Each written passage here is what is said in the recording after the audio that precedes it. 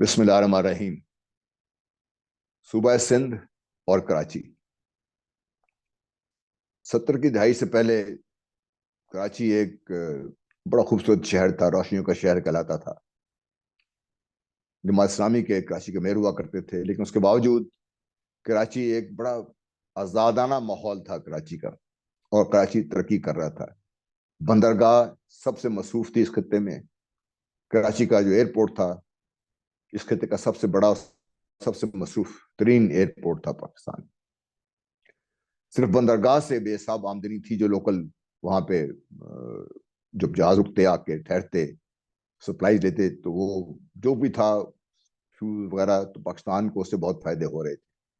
لیکن پھر ہوا یوں کہ پاکستان کو جمہوریت مل گئی اور پاکستان کو پیس پارٹی کی صورت میں ایک حکومت مل گئی۔ 70 کی دہائی میں 72 سے لے کر 77 78 تک تو پیس پارٹی لگ گئی۔ عام طور پر لوگ کہتے ہیں کہ کراچی کو کسی کی نظر لگ گئی، لیکن میں جو بات کر رہا ہوں وہ بھی غور طلب ہے کہ پہلے تو کراچی کو پیس پارٹی لگی، سندھ کو پیس پارٹی لگی، پھر ایم کیو ایم کو لگا دیا گیا، اور ایم کیو ایم یوں لگی کراچی کو کہ کراچی دن بدن نیچے جاتا رہا۔ اور آج صورتحال یہ ہے کہ کراچی آپ پہچاننا چاہیں تو پہچان نہیں سکتے۔ کراچی کی صورتحال اس قدر ابتر ہو چکی ہوئی ہے کہ وہاں کے جو رہنے والے ہیں وہ کراچی چھوڑنے پر مجبور ہو رہے ہیں۔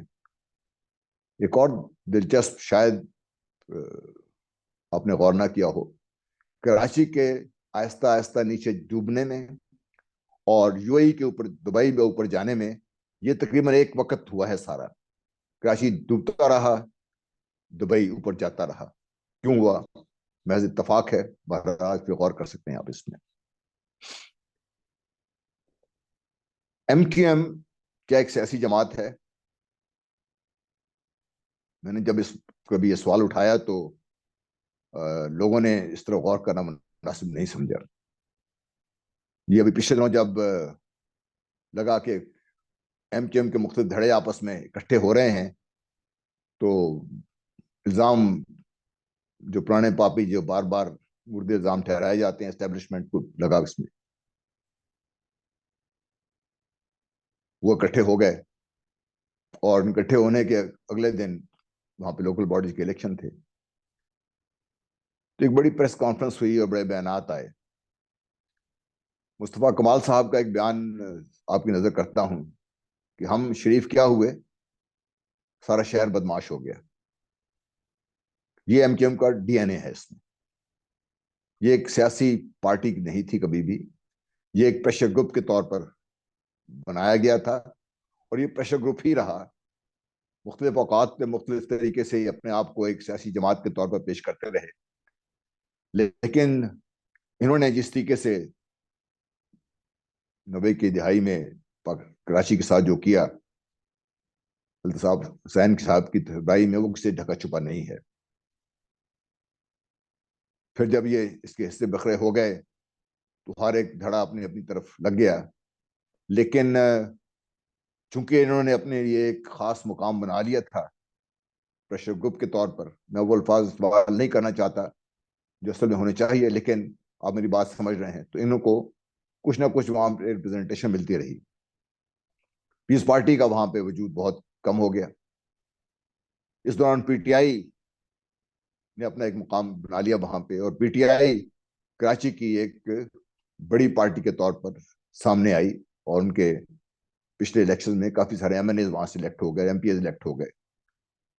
تو خطرے کی گھنٹی بجنا شروع ہو گئی کہ اگر یہ حال رہا تو مختلف دھڑے ایم کیو ایم کے بھی اپنی جگہ اپنی بنا سکیں گے، اور پیس پارٹی کا دور بھی ختم ہوتا جائے گا۔ یہ ایم کیو ایم ایک صورت میں یا دوسری صورت میں ہمیشہ سے ہی حکومتوں کا حصہ رہی ہے، کم از کم گزشتہ 20 سال سے اگر آپ دیکھ لیجئے تو۔ لیکن سوائے اس کے انہوں نے شور مچایا ہو، انہوں نے کراچی کے لیے کو بہت مضبوط کام نہیں کیا۔ کراچی میں اگر کسی نے کراچی کی جو ماڈرن بنانے میں کوئی کام کیا ہے تو نعمت اللہ صاحب، اللہ تعالیٰ ان کے درجات بلند فرمائے، وہ جب کراچی کے میئر بنے 2002 کے لوکل باڈی کے الیکشن کے بعد، تو انہوں نے پورے زور و شور سے کراچی کی ترقی کی بنیاد رکھی، اور ان پہ آج تک نہ کوئی الزام لگا کسی قسم کا، اور ان کا جو کام تھا وہ آج تک بولتا رہا ہے، وہاں پر لوگ آج بھی یاد کر رہے ہیں۔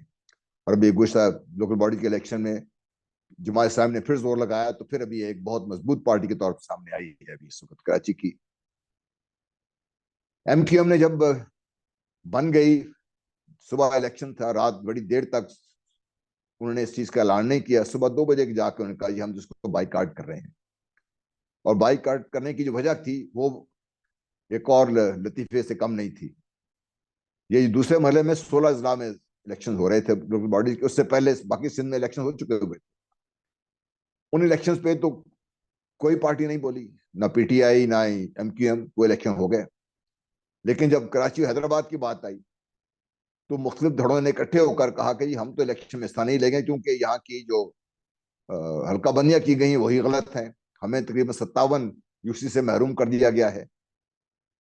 حیران کن ہے کہ جو باقی سندھ میں تو الیکشن انہی بنیادوں پر ہو سکتے ہیں، لیکن کراچی میں نہیں ہو سکتے۔ یہ ایک وجہ تھی، ڈھونڈی گئی، تراشی گئی، اور بڑے ایم کیو ایم کو اب کریڈٹ یہ تو دیں کہ جو لیڈرشپ ہے ان کی، جب ٹی وی پہ آ کے بولتے ہیں تو بڑے فصاحت اور بلاغت کے ساتھ اپنا نقطہ نظر بیان کرتے ہیں۔ انہوں نے بہت مل کے فاروق ستار صاحب نے، صدیقی صاحب نے، مصطفیٰ کمال صاحب نے یہ نقطہ نظر پیش کیا کہ ہم نے اس وجہ سے بائیک آؤٹ کر دیا ہے، لیکن وجہ کچھ اور ہے جو میرے نقطہ نظر سے وہ یہ ہے کہ پہلے تو ایم کیو ایم کے دھڑوں کو اکٹھا کرنے کے لیے اسٹیبلشمنٹ کی طرف دیکھنے کے بجائے اگر آپ غور کیجئے تو اسد زرداری صاحب کو سے کریڈٹ کیوں نہیں دیتے آپ؟ ان کو بھی یہ پتا ہے زرداری صاحب کو کہ خان صاحب اور پی ٹی آئی کی بڑھتی مقبولیت کراچی میں ہو، حیدرآباد میں ہو، اور اندرون سندھ بھی اب یہ آوازیں اٹھنا شروع ہو گئی ہیں۔ اگر پی ٹی آئی کو رہنے دیا گیا تو پی ٹی آئی کل کو اندرون سندھ بھی کچھ لے کے پیس پارٹی کا وجود بھی خطرے میں نہ ڈال دے وہاں پر۔ اس سے انہوں نے بچنے کے لیے ایم کیو ایم سے بات کی، پہلے گورنر لائے گئے جو زرداری صاحب کے آشیرواد سے آئے، وہ ان کی سربراہی میں سب کچھ ہوا، اور پھر اچانک لوکل باڈی کے الیکشن کا بائیکاٹ کر دیا گیا اور میدان کھلا چھوڑ دیا گیا پیپلز پارٹی کے لیے۔ آپ سب نے دیکھا، میں بتانے کی ضرورت نہیں ہے کہ جس برے طریقے سے دھاندلی کی گئی لوکل باڈی کے الیکشن میں، جس وجہ سے پیپلز پارٹی ایک میجورٹی پارٹی کے طور پہ سامنے آئی، لیکن نمبر 2 جماعت اسلامی آئی اور نمبر 3 پی ٹی آئی تھی، تین ہی پارٹیاں میجر تھیں وہاں پہ۔ اب بھی کراچی میں اس وقت جب ہم بات کر رہے ہیں تو جماعت اسلامی اور پی ٹی آئی دھرنے دیے ہوئے بیٹھی ہے، اور ان کے پاس واضح ثبوت ہیں کہ وہاں پر لوکل باڈی کے الیکشن میں بے تحاشا دھاندلی ہوئی ہے، اور کھلے عام دھاندلی ہوئی ہے، اس کی کلپس وائرل ہوئی ہیں، میرے کہنے کی ضرورت ہی نہیں ہے اس میں۔ اور اگر یہ دوبارہ ان کے اوپر دیکھا جائے تو مجھے اس میں کوئی شک نہیں ہے کہ جماعت اسلامی اس سے کہیں زیادہ سیٹیں حاصل کر لے گی، اور پی ٹی آئی بھی اس سے کہیں آگے نکل جائے گی، پیس پارٹی بہت پیچھے رہ جائے گی اس میں۔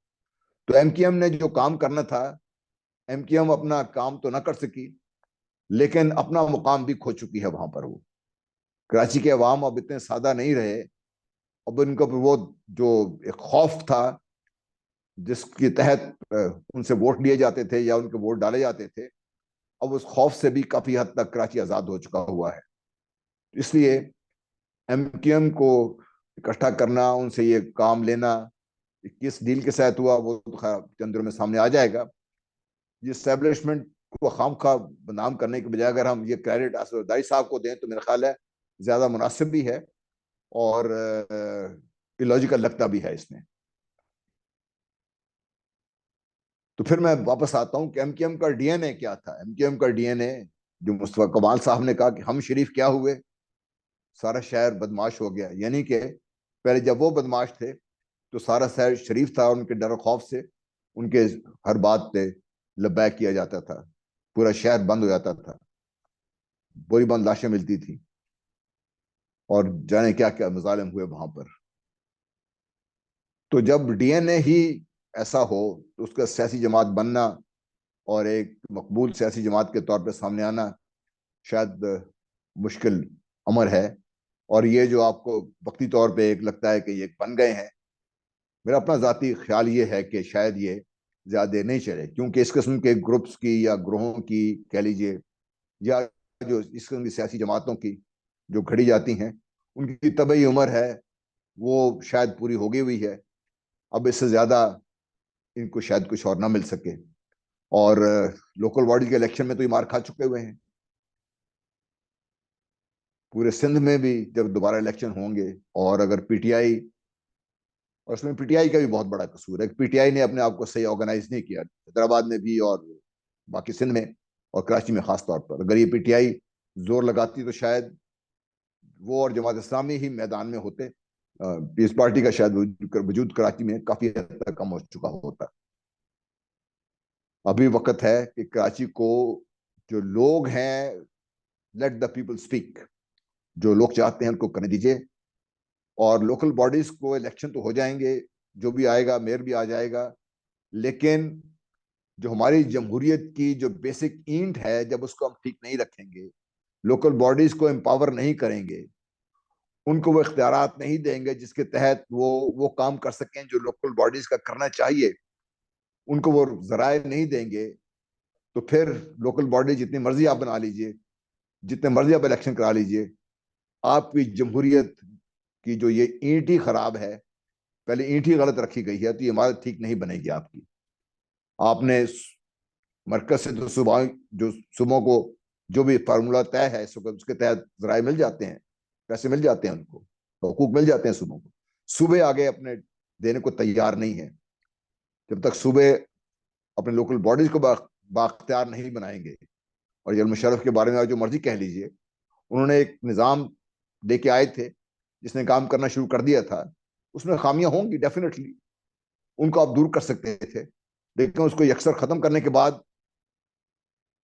کراچی میں ہر ایک کا یہی شور رہا کہ ابھی ہمیں اختیارات نہیں ہے، ہمارے پاس ریسورس نہیں ہے، ہمارے پاس ہم کیا کریں.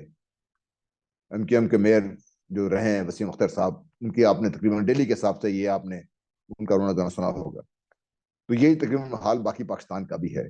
کے پی میں ابھی تھوڑا بہتر ہوا ہے جب سے انہوں نے ڈائریکٹ الیکشنز کیے ہیں میئرز کے لیے اور ضلع ناظم کے لیے.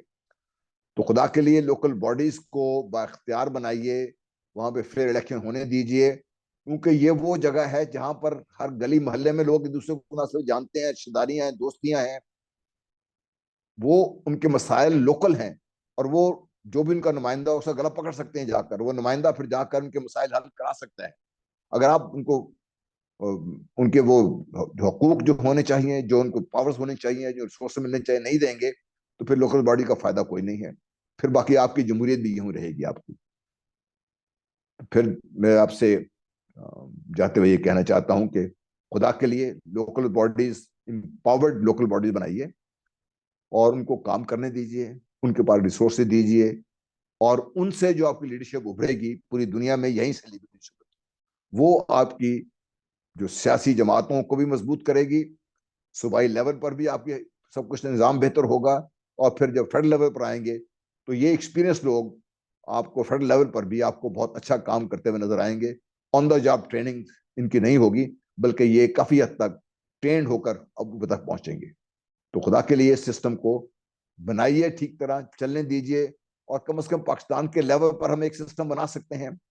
اس میں چھوٹے موٹے ہر صوبے کے جو مسائل ہیں وہ ان کو مد نظر رکھتے ہوئے تبدیلی کی جا سکتی ہے، لیکن جلدی تو ہم ایک سسٹم بنا سکتے ہیں. جنرل مشرف بنا کے اس کو کامیابی سے چلا سکتے ہیں، تو ہم کیوں نہیں کر سکتے، باقی لوگ کیوں نہیں کر سکتے.